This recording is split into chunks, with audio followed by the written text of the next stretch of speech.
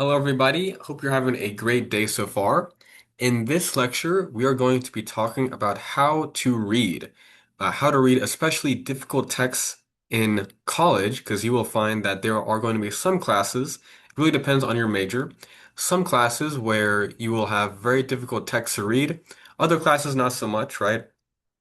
So, I was a student who took a lot of history classes to become eventually a history teacher, and I was reading tons of different texts, primary and secondary sources, all throughout my classes.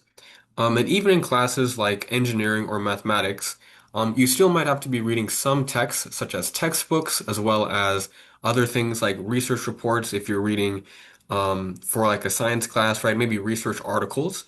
And research articles are very difficult to read sometimes. So today we'll talk about how to tackle those difficult texts. First, though, I want to get this out of the way. For this material to be learned, this material just meaning everything basically that we learn in this class, it requires practice, right? So the ideal scenario for this class is that instead of me teaching you all these strategies just in like a short 7-week period, I would be able to teach these strategies throughout an entire course of a year. Excuse me, where in this entire course, you would have gradual, slow improvement in your college skills by having tons of different practice throughout an entire year. Unfortunately, we don't have that. So instead, it is up to you all to put the strategies that we talk about in this class to practice. That's the only way that you will learn these strategies and the only way that you will improve as a student. And so, like I said in the past, though, you definitely do not want to overwhelm yourself. So, instead of putting, six new strategies in practice, just pick one or two. But even with that said, you still do need to practice, and you still do need to put what we learn in this class into practice. So try to use these tips. What I would say, try to use these tips, excuse me, these tips in other classes where you think it's appropriate, right? So if you have a class where you are reading difficult texts, then the content of this video might be useful to put into practice in that class with the difficult text, right? So this is not just for this lecture video on reading. Practice involves everything that we will talk about in this course, whether it's note-taking or the future topics of things like avoiding procrastination, preparing for exams, things like that. So, now we'll talk about reading.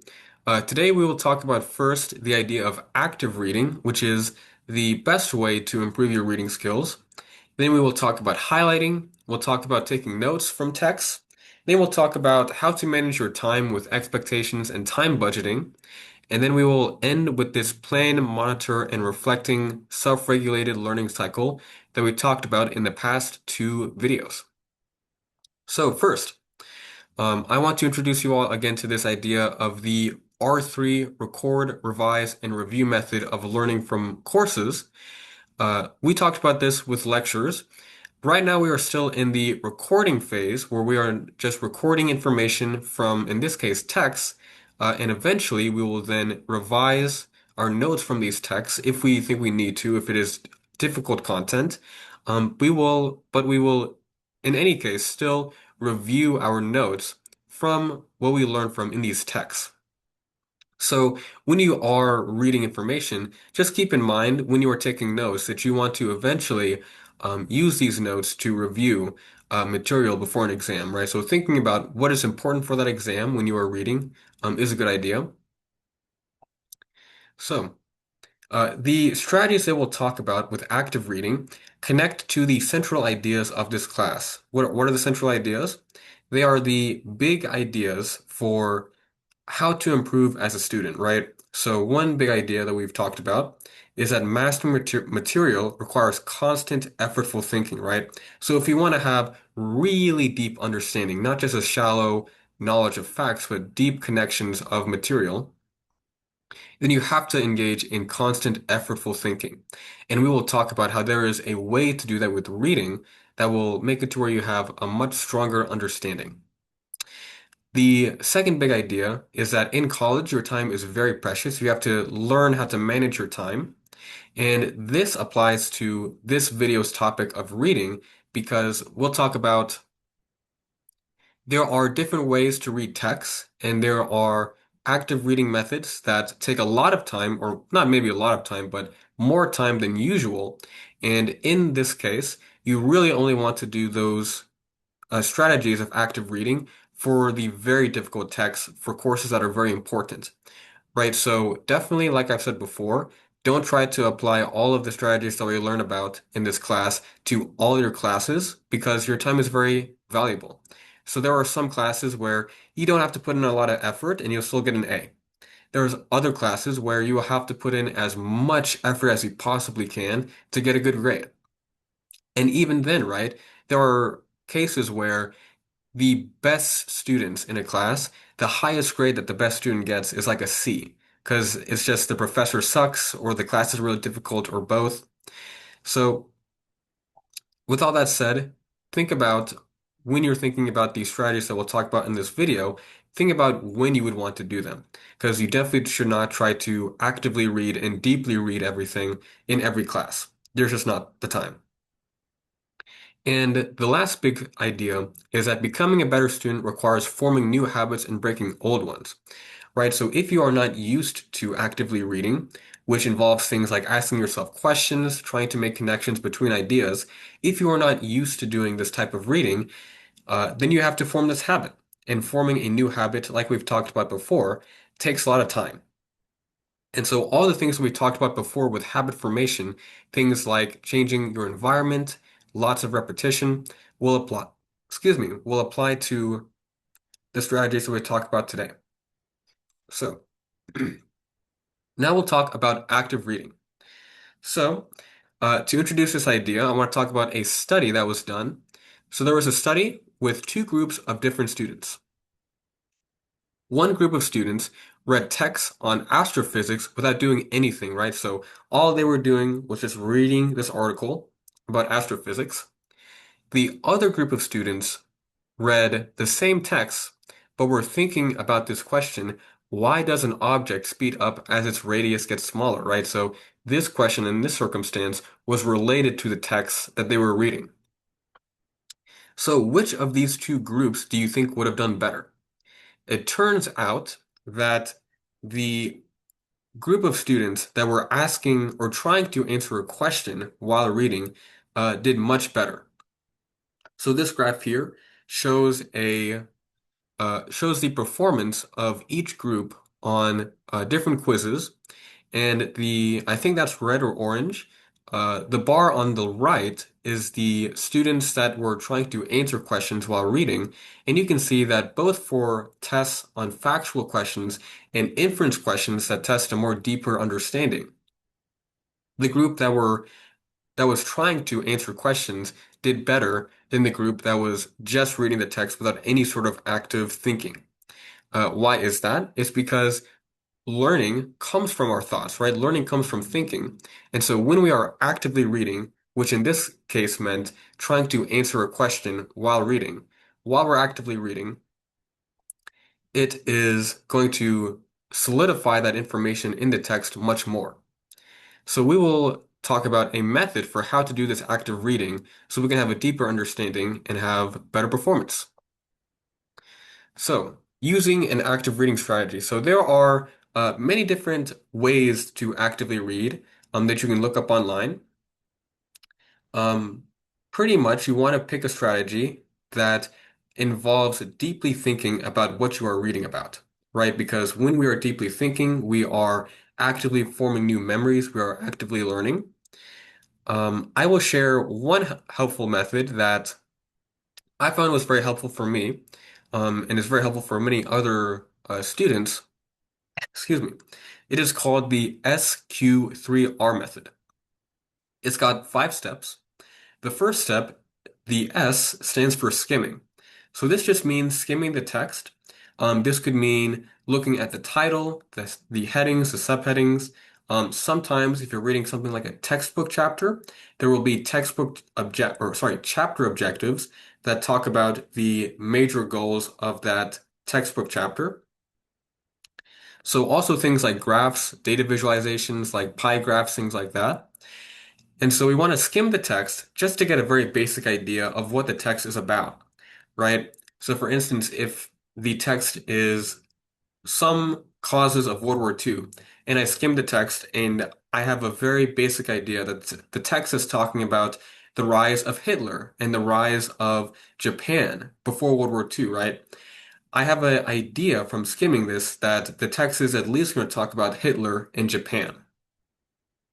So after skimming, what we then want to do is form questions. So Q in SQ3R stands for questions. We want to form questions based on what we have read so far from skimming. And then we will then answer these questions or try to answer these questions when we are reading the text. Right? So with my example of World War II, if I skim the text and I find out that it is at least talking about how Hitler helped to cause World War II, then I can ask questions to myself before reading the text more deeply about this point, right? So I would then ask myself questions like, how did Hitler cause World War II? Were there other people involved in causing World War II? Maybe I can ask, was Hitler the only reason for why World War II happened? Right? So asking myself questions that I then will answer to myself when I read the text. And so asking questions based on the headings in the textbook objectives can be especially helpful. So this is an example of headings. And so on the left, this is a page in a textbook. This is a textbook chapter on the colonization of Virginia, which is in the United States. So looking at these headings, I see things like John Smith takes charge. I see this big one with a star next to it says the growth of Jamestown. So based on these headings, I can ask myself things like, how did Jamestown grow? Why did Jamestown grow? Right? Things like that. And what I can also do, this is really cool, is to make myself think even more deeply. I can ask questions that try to connect different parts of the text. Right? So I have some headings like the starving time, a plantation economy.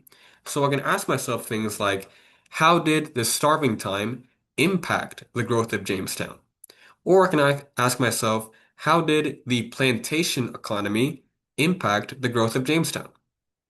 So this is an example where connecting ideas will form a much deeper understanding. Because in general, when you are trying to connect different ideas, that is a very strong way to gain a deep understanding. Um, so yeah, another example here. So you can also ask yourself questions based on the textbook objectives. So this on the left is a textbook chapter on sound for physics. This chapter starts with a preview, right? So it says in this chapter we will learn about different sound sources and reinforce that sound travels by waves and so on. So I can look at these objectives and ask myself questions like, how do sound waves simulate our hearing, right? Or how does loudness, intensity, resonance, and amplitude affect sound waves? Because this question comes from the third textbook objective. So yeah, so far we've talked about skimming, we've talked about asking questions to ourselves. Now we'll talk about the last three steps, which are the three R's in SQ3R. The first R is to read, right? So now that we have these questions, maybe we have written down or typed these questions to ourselves. Now we want to read the text and try to actively answer these questions based on the text, right? And even better is to write out or type out the answers to these questions, right? Because when you are writing or typing, you are you're solidifying this information into your memory. Then you want to recite. So after each section of a text, you want to stop and try to answer the questions that you asked yourself. So maybe after a page, every page, you may stop and recite the answers to the questions. Maybe after a chapter, whatever feels manageable. But just taking some time to answer the questions while you are reading. Then at the very end, you want to review. So once you are finished reading the text, you want to review the questions that you have asked yourself, making sure that you have answered them. And yeah, so this strategy, SQ3R, like I've said, this would be only for the texts that are very difficult, for the classes that are very difficult, right? In classes that you can put less effort in, you do not want to read this way because it is time consuming. So in summary, the SQ3R method is where you want to skim the text, ask yourself questions after skimming the text. You want to then read the text, recite the questions and your answers to the questions after each section, and then review. So at the very end, just look over the questions and see if you can answer them. So yeah, the most important parts of the strategy though are thinking about a purpose for reading before reading, right? In this case, the purpose is the questions. Asking questions that connect to different parts of the text, right? And this is just because when we're making connections between ideas, that is a very good way to form understanding. And another really important part of this strategy is when you are asking and answering yourself questions, by answering these questions, you are making sure that you understand or do not understand the material, right? If you find that you do not know the answer to these questions, then that means that you do not understand the material. And that's really important because then you know, okay, I need to now spend more time to really try and understand this material. Maybe I'll look up a YouTube video if I don't understand from this text. Maybe I will ask questions to the instructor, things like that. And so that's another benefit to this strategy, is that you are not overconfident in your understanding. So yeah. In my own experience, I use the strategy, but the number of questions that you do or you should create just depend on how difficult the text is, right? So maybe I will make just two questions that I think are the most important questions. Maybe I will make 10 questions, right? It just depends. And one tip from my experience too is to think about questions that connect to your own prior knowledge and relate to what you already know. Right, so in the question step, what I would do, for instance, is let's say I'm reading a text on the causes of World War II, and I already know some stuff about World War One. I can ask myself questions that connect World War II to World War One, right? So thinking about questions like, were the causes of World War II similar to World War One? How was World War II different from World War One? How are the two wars similar? Right? Things like that. And the reason why is, again, making connections between ideas helps our understanding. And so, a very simple way to make connections is to just think about what you already know, your prior knowledge. So, yeah, now we'll talk about highlighting, um, if it is or is not helpful. So, in terms of the expert opinions of psychologists, Daniel Willingham, who is a psychologist and authored a book on how to succeed in college that I'm using for this course. He says he does not recommend highlighting. The reason why is that we have a hard time finding important ideas in text, right? So, I'm a eighth grade teacher, so I teach 13 and 14-year-olds. And I find that whenever they use highlighters to read a text, oftentimes they will highlight everything or almost everything in the text. And in that case, it kind of defeats the purpose of highlighting because if you highlight almost everything, then nothing really is important, right? Because if you've highlighted everything.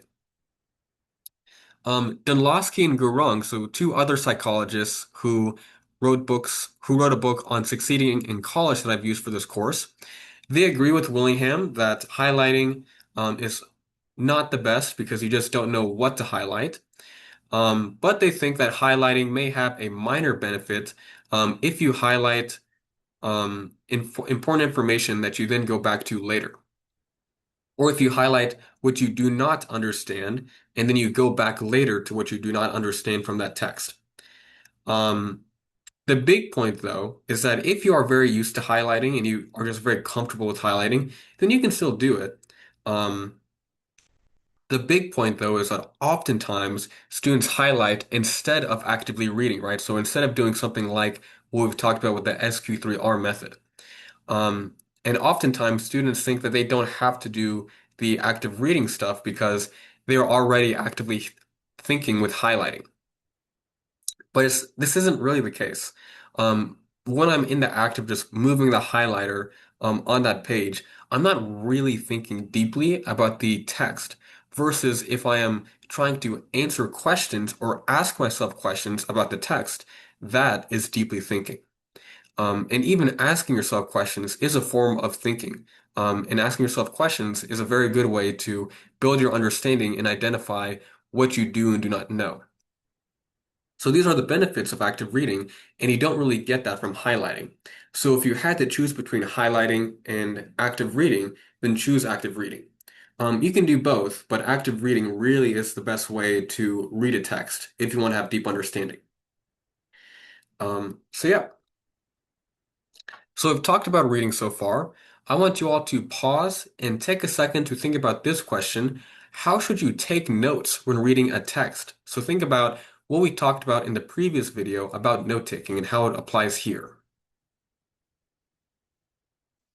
All right, so now I will talk about note-taking for reading. So, notes. There are tons of stuff that we've already talked about with note-taking, and most, if not all, of what we've already talked about with note-taking applies to text, right?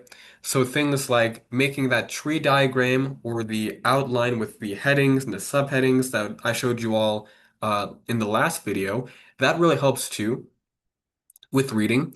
And oftentimes you can use the text headers that are in the text as your notes headings, right? Um, so some additional tips are to summarize sections of the text. And so maybe it's a good idea. This is what I sometimes do is if a text is really difficult, I will just summarize every single paragraph and write that down in my notes. You can also write about how one part of the text relates to another part of the text, right? So if I am reading a chapter on Japan in World War II, and the past chapter was on Germany during World War II, then I can take notes about how Japan was similar and different to Germany in World War II. Also, it's a good idea when you're taking notes from text to consider how you might be tested with exams, right?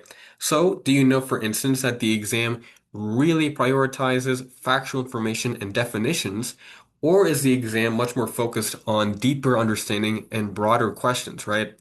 And this is going to help me structure my notes, right? If I think that the exam is really heavily focused on like dates in history and definitions, and it's an exam on like World War II, then I'll be really focused on putting down information about dates and important people and facts about those people. Versus if it's really trying to connect big ideas like the difference between World War II and World War One, then my notes will be structured to those questions.